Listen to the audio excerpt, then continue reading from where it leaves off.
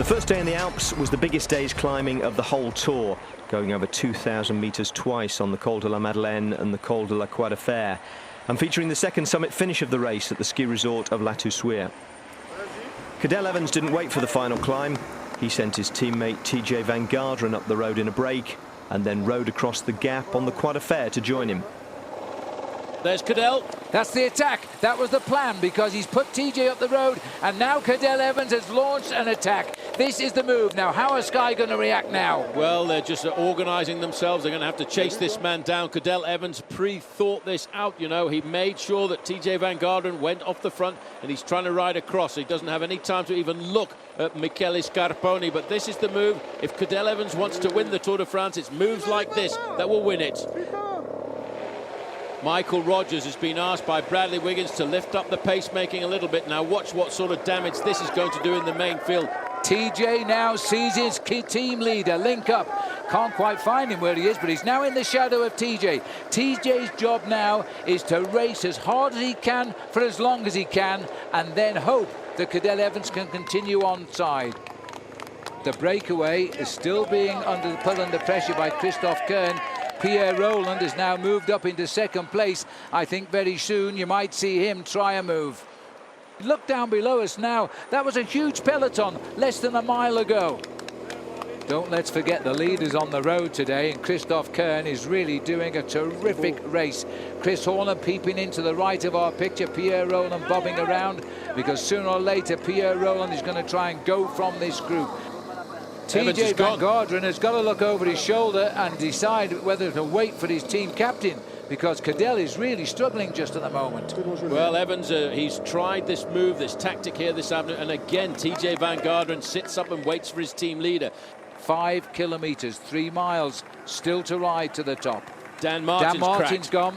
Yeah, well, he's cracked the pressure. This is a big mountain stage this afternoon. 2 outside categorized climbs, and the race is on. The race is on to try and dethrone the yellow jersey of Bradley Wiggins, but they have not opened up the gap they need to, and they're not going to go over the top of this climb with a 20 or 30 second advantage to start the descent. I think they might go over the top of the climb as a group here, because TJ's looked over. He will have seen the chase coming up. Decision time, I think, to maybe save something to try again. Cadel Evans takes a drink. I noticed he was speaking with his team director a moment ago as well. Basso's hanging in, Failu's hanging in, and they're actually dead on the bike.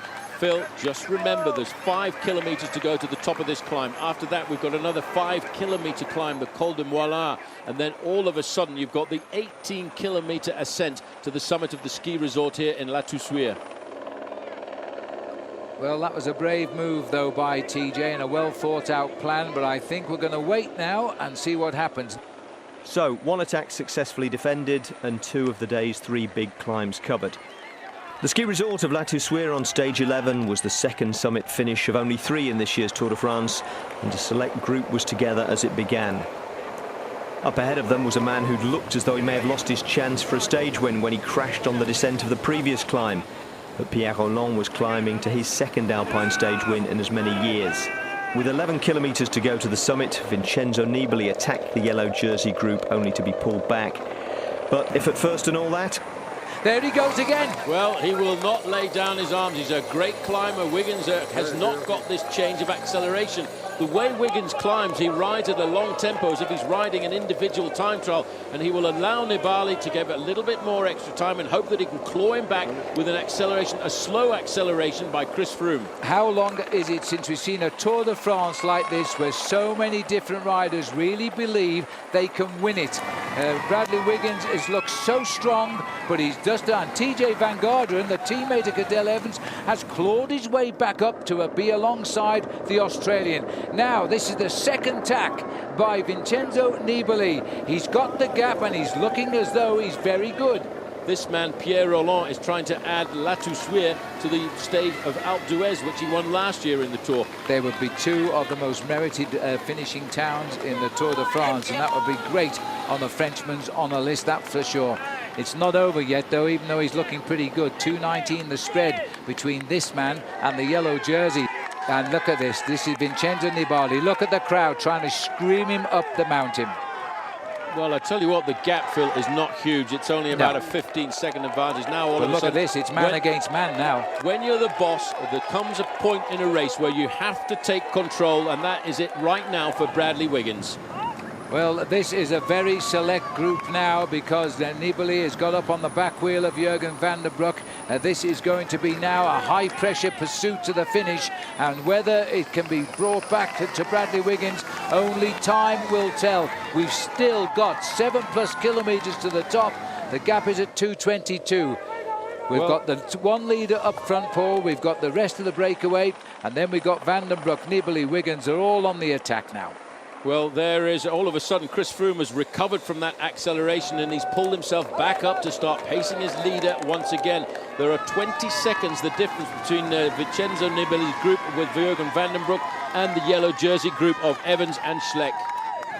Well, a superb day of attacking riding in the Tour de France, and we go up to the leader here, which is Pierre Rolland. He's 6.5 kilometres from the finish. He's still got 2:19 over the main chase. We are looking at the yellow jersey at the moment, but take a look over his shoulder. Cadel Evans is looking to be in trouble here, as we've only got 5.4 kilometres to go. Evans is beginning to struggle on the back wheel of Bradley Wiggins. Well, TJ Van Gardner and his teammate Phil has stopped by the road there to be with Cadel Evans and try and pace him over these next few kilometres. He's looking back for his leader. He's come here as an apprentice. He could ride away and stay in contact with that, but that's not what he's at the Tour de France for this year. He's here to nurse Cadel Evans through the bad days and help him on the good ones. And the bad news is the climb does not relent until the actual finishing line, so that's going to be tough now for Cadel Evans. If he loses more times to Wiggins today, he's not going to win the Tour de France. Brad Wiggins has seen Chris Froome come back up to help him. The gap is opening at the moment between Nibali and Jurgen van den Broek, but the day is being saved, I feel, by Sky, but they've really been put under pressure. Pierre Rolland has been out front for much of the day. His teammate sacrificed himself to keep him in a winning position. He's crashed, his arm is bleeding, and he's still in the lead. Well, this man is in second position on the road, Vasily Kirienka, but he's 40 seconds behind Pierre Rolland. But look at the gap, Phil. We're only looking 8 or 9 seconds between Van den Broek and Nibali and the yellow jersey of Bradley Wiggins. And what a ride by Chris Froome here, because he's giving his all here. He started the day 3rd overall, but that doesn't matter. They'll sacrifice that just to keep Bradley Wiggins in yellow. Sad sight that, to see the defending champion now struggling. Well, I tell you what, Phil, we could be seeing at the end of today Bradley Wiggins and Chris Froome in 1st and 2nd place in the overall standings if they catch back to Nibali and to Van den Broek. Well, Wiggins is slowly but surely coming across, and what a sterling job of work being done by Chris Froome as he just sits at the front there. Schleck is gone. Hit the wall as he comes into the last 4.5 kilometres of the day. This is the group here, and Chris Froome is dragging Bradley Wiggins back into it. He's going to drag him back into the race this afternoon and drag himself into 2nd place in the overall standings if Cadel Evans cannot recover in the final few kilometres of this climb. But look at this now. They've just towed Bradley Wiggins. Chris Froome has on his own put him back up alongside the danger. Now Chris Froome himself only needs 14 seconds lead over Evans to go into 2nd place. That will put Sky 1st and 2nd overall. Well, he's got that pretty much lined up now, Phil, because I've got it more than 30 seconds the difference between this group. And look at Froome now, who's really hammering it. He's attacking him. He's attacking him, and he's going to break him up. But look at this, Thibaut Pinot is straight on his wheel. Well, I even think he may well have been given the nod there by Bradley, but Bradley Wiggins has been left behind by Nibali. Well, this is now, does Froome know what he's doing with that acceleration, because he's got Bradley Wiggins on the defensive now, and Nibali has kicked again. This Tour de France just has no leader right now. Froome has got an incredible acceleration on these mountains, but so too does the young Thibaut Pinot, because he went straight across that gap and he said, right, well, I've got legs here this afternoon, I'm going for it. They've got the right sign. Allez, Pierre Rolland, he's about to, I will not say it, but he's looking like he could win the stage today as he comes up the mountain just on 3 kilometres. He's looking for the banner right now. We're climbing up towards the town of La Toussuire. And this man, you know, the speedy he's riding, can he cross the gap in just 3 kilometres? Chris Froome, it seemed as though he cracked. He's come back. He's now was attacking there. It looked good. He was told to go back and locate Bradley Wiggins. He has done. And now he's again pacing Bradley Wiggins. Cadel Evans being led by his teammate. The favourites are using their teammates, who frankly are looking better than the leaders right now. Froome is proving to be an incredible lieutenant. In fact, by the end of the day, Phil, I think I'll promote him to colonel. There is Pierre Rolland ploughing a lonely trail up to La Toussuire. He's still got the advantage just. He's about a minute over Kirienka, who I don't think can raise his game anymore. There is over a minute between the yellow jersey group of Wiggins and the group of Cadel Evans. Cadel Evans is going to plummet down in the overall standings tonight. He will even get overtaken by Vincenzo Nibali. Well, Chris Froome inside of the 3-kilometre banner, talking to the team manager behind. That will be Sean Yates in the team car. They're just about to catch up. Pinot, he's being dislodged. There's still around about a minute gap back to the second place rider on the road, Sorensen and Pierre Rolland, but it's hurting like mad now. It is so hard for Pierre Rolland now. There's not much left in the tank, and Chris Froome is lifting the pace again, followed by Wiggins, then by Nibali, then by Jurgen van den Broek, and now Thibaut Pinot is on the back. 5 going clear. Kirienka couldn't control them. They've gone. They have gone. Kirienka has been caught and dropped by those guys now. Rolland knows he's got to push his body. He's got to keep that pain there. He's got to keep forcing those legs over. It's a slightly easier gradient now. He looks back to check. He wouldn't want any surprise return by the group from behind. He will be looking very shortly, Phil, to see the banner over the road, which indicates 1 kilometre left to go to the finish. And how much time is Cadel Evans going to lose tonight? I would think about a minute and a half, but we don't wish that on him. 1,100 metres, and now it is 1,000 metres to go for Pierre Rolland. He's almost home. There'll be no respite. He climbs till he crosses the line, and then somebody better catch him. Well, he will been on the attack since the very early part of the day. If he gets the victory around this corner, Phil, he'll owe a very big thanks to his teammate Christopher Kern, the former champion of France in the individual time trial. And if this man, Bradley Wiggins, has the yellow jersey at the end of the day, he owes a very big thanks to Chris Froome. He's coming up towards the finish, and he's still got about 200 metres to go. So let the French public bring him home now, because he has made it. He's led the mountains all day today.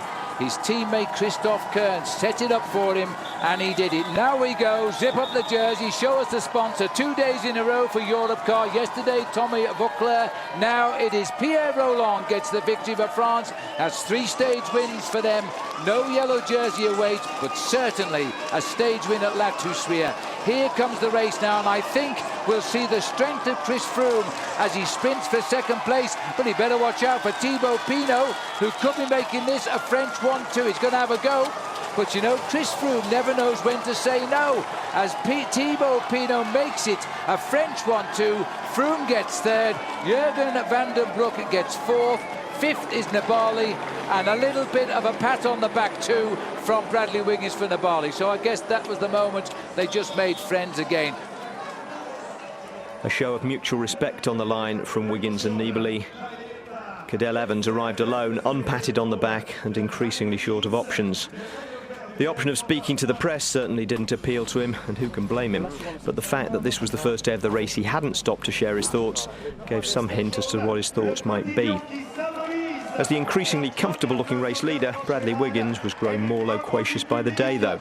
I was surprised he attacked so early, to be honest. There was a long way to go from that point, and actually, if I'm completely honest, it showed me straight away that he perhaps wasn't feeling fantastic. I thought it was slightly suicidal. We still had quite a few guys there, so I didn't panic. We were riding pretty strong tempo at that point, so I knew he'd have to be going even harder to sustain that and stay away. So we kept our cool. Rogers did a fantastic job, and we pegged him back. And as I say, there was still a long ways from the top. So, yeah. Now, what about Chris Froome today? You seem to be speaking to him. He kind of dropped to the back, and then he attacked and then stopped. There was a bit of confusion going on with the radio. There was so much noise, we couldn't really hear what was going on. And I think when Sean was saying slow, he was thinking we were saying go. And at one stage, I thought he was gone and done, you know, so I took it up the front, and then he came back. So there was a bit of confusion there because the crowds were just so noisy up there. And but he was strong today, and you know, fantastic. He's moved up to second now, so it's all good. He had, and in a tour of British firsts, here was another, a 1-2 at the top of the standings. Froome had overtaken Cadel Evans. That is to say, Evans had fallen away because Nibali had overtaken him too without moving any closer to Bradley Wiggins. And the defending champion was now defending 4th place from Jurgen van den Broek. Now, the only cloud on Sky's horizon was the question of whether Chris Froome had been stronger than his team leader on the climb up to La Toussuire. From looking at it, the answer seemed to be yes, and Froome confirmed as much a few days later when he spoke in the French press about the frustrations of having to sacrifice his own chances for Bradley Wiggins. But as team problems go, there are worse ones than having the 2 strongest riders in the race, and a tour that looked as though it couldn't get much better from a British perspective was about to.